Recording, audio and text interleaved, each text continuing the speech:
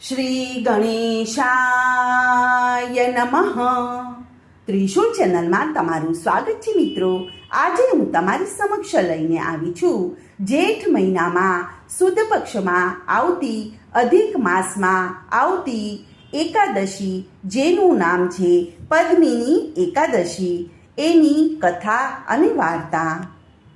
અર્જુને કહ્યું કે હે ભગવાન, આપ અધિક માસની શુક્લ પક્ષની એકાદશી વિશે અને તેના મહાત્મય વિશે ઉપદેશ આપો. ત્યારે શ્રી કૃષ્ણ ભગવાન બોલ્યા કે હે પાર્થ, અધિક માસની શુક્લ પક્ષની એકાદશી અનેક પુણ્યોને આપનારી છે. તેનું નામ પદ્મિની એકાદશી છે.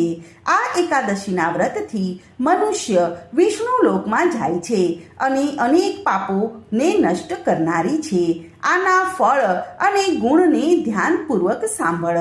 દશમના દિવસે વ્રત કરવું જોઈએ. એકાદશીના દિવસે પ્રાંતઃ કાર્યમાંથી નિવૃત્ત થઈને પુણ્ય ક્ષેત્રમાં સ્નાન કરવા ચાલ્યું જવું. એ સમયે છાણ, માટી, તલ, કુશ તથા આમળાના ચૂર્ણથી વિધિપૂર્વક સ્નાન કરવું. સ્નાન કરતા પહેલા શરીરે માટી લગાડતા પ્રાર્થના કરવાની. એ પછી વરુણ મંત્ર જપીને પવિત્ર તીર્થમાં જઈને સ્નાન કરી શકાય. તો તેમનું સ્મરણ કરીને કોઈ પણ તળાવમાં જઈને સ્નાન કરવું જોઈએ. સ્નાન કર્યા પછી સ્વચ્છ અને પવિત્ર વસ્ત્ર ધારણ કરીને તથા સંધ્યા તર્પણ કરીને મંદિરમાં જઈ અને ધૂપ, દીપ, નૈવેદ્ય વગેરેથી ભગવાનની પૂજા કરવી. ત્યારબાદ ભગવાન સમક્ષ ભજન અને કીર્તન વગેરે કરવું. આ ઉપવાસ નિરાહાર કરવો જોઈએ. જો કોઈ મનુષ્ય નિરાહાર રહેવાની શક્તિ ન હોય તો તે જલપાન કે અલ્પાહારીથી પણ આ વ્રત કરી શકે છે અને રાત્રે જાગરણ કરીને ભગવાનનું સ્મરણ કરવું જોઈએ. હવે આપણે પદ્મા એકાદશીનો મહિમા સાંભળીએ. કીર્તિવીર્ય નામનો એક રાજા હતો. એ રાજાને 100 પત્નીઓ હતી. તેમાંથી કોઈને પણ રાજ્ય સંભાળી શકે એવો યોગ્ય પુત્ર ન હતો. ત્યારે તેણે આદરપૂર્વક પંડિતોને બોલાવ્યા અને પુત્ર પ્રાપ્તિ માટે યજ્ઞ કર્યો, પણ બધું અસફળ રહ્યું. જેમ દુઃખી માણસને ભોગની રસ લાગે છે, એ જ રાજાને પોતાનું રાજ્ય પુત્ર વિના દુઃખમય અને પ્રતીત લાગવા લાગ્યું. અંતમાં રાજા તપ દ્વારા જ સિદ્ધિ પ્રાપ્ત થશે એમ વિચારીને તપ કરવા માટે વનમાં ચાલ્યો ગયો. તેની પત્ની પણ વસ્ત્ર અને અલંકારનો ત્યાગ કરીને પોતાના પતિ સાથે ગંધમાનદ પર્વત ઉપર ચાલી ગઈ. એ સ્થાન ઉપર બંનેએ 10,000 વર્ષ સુધી તપ કર્યું, પરંતુ તેમ છતાં સિદ્ધિ પ્રાપ્ત ન થઈ. રાજાના શરીરમાં ફક્ત હાડકાં જ રહી ગયા હતા. આ જોઈને પ્રમદાએ વિનય સહિત મહાસતી અનસૂયાને પૂછ્યું કે તપસ્યા કરતા કરતા મારા પતિને 10,000 વર્ષ થઈ ગયા છે, પરંતુ હજુ સુધી ભગવાન પ્રસન્ન નથી થયા કે જેનાથી અમને પુત્રની પ્રાપ્તિ થાય. આનું કારણ શું છે?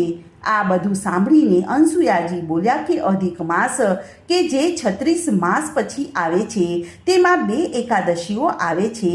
આમાં આવનારી શુક્લ પક્ષની એકાદશીનું નામ પદ્મિની એકાદશી છે અને કૃષ્ણ પક્ષની એકાદશીનું નામ પરમા એકાદશી છે. એમાં વ્રત અને જાગરણ કરવાથી ભગવાન તમને ચોક્કસ પુત્ર આપશે. ત્યાર પછી અનસૂયાજીએ વ્રતની વિધિ બતાવી. રાણીએ અનસૂયાજી દ્વારા જણાવેલ વિધિ પ્રમાણે એકાદશીનું વ્રત અને રાત્રિના જાગરણ કર્યું. આમ કરવાથી શ્રી વિષ્ણુ ભગવાન તેના ઉપર પ્રસન્ન થયા અને વરદાન માંગવા માટે કહ્યું. ત્યારે રાણીએ કહ્યું કે આપ મને પુત્ર પ્રાપ્તિ માટે વરદાન આપો. પ્રમદાનું વચન સાંભળીને શ્રી વિષ્ણુ ભગવાન બોલ્યા કે હે પ્રમદે, અધિક માસ મને ઘણો જ પ્રિય છે. તેમાં પણ એકાદશીની તિથિ મને સૌથી વધારે પ્રિય છે. આ એકાદશીનું વ્રત અને રાત્રિના જાગરણ તે વિધિપૂર્વક કર્યું છે. આથી હું તારા ઉપર અત્યંત પ્રસન્ન થયો છું. આમ કહીને શ્રી વિષ્ણુ ભગવાને રાજાને કહ્યું કે હે રાજેન્દ્ર, તમે પોતાની ઈચ્છા અનુસાર વરદાન માંગો, કારણ કે તમારી પત્નીએ મને પ્રસન્ન કર્યો છે. ભગવાનની મધુર વાણી સાંભળીને રાજા બોલ્યા કે હે ભગવાન, આપ મને સૌથી શ્રેષ્ઠ, બધા દ્વારા પૂજિત અને આપના સિવાય દેવ, દાનવ, મનુષ્ય વગેરે દ્વારા અજેય એવો ઉત્તમ પુત્ર આપો. શ્રી વિષ્ણુ ભગવાન તથાસ્તુ કહીને અલોપ થઈ ગયા. ત્યાર પછી રાજા અને રાણી પોતાના રાજ્યમાં પાછા ફર્યા. તેમને ત્યાં ઉત્પન્ન થયેલ કાર્તવીર્ય પુત્ર અજેય થયો. તેણે રાવણને પણ કેદ કર્યો હતો. આ બધો પદ્મિની એકાદશીના વ્રતનો પ્રભાવ હતો. તો મિત્રો, આજની આ એકાદશીની કથાને હું અહીં વિરામ આપું છું. કાલે ફરીથી આવીશ એક નવી કથા અને વાર્તા લઈને. ત્યાં સુધી બધાને મારા જય શ્રી કૃષ્ણ. ધન્યવાદ.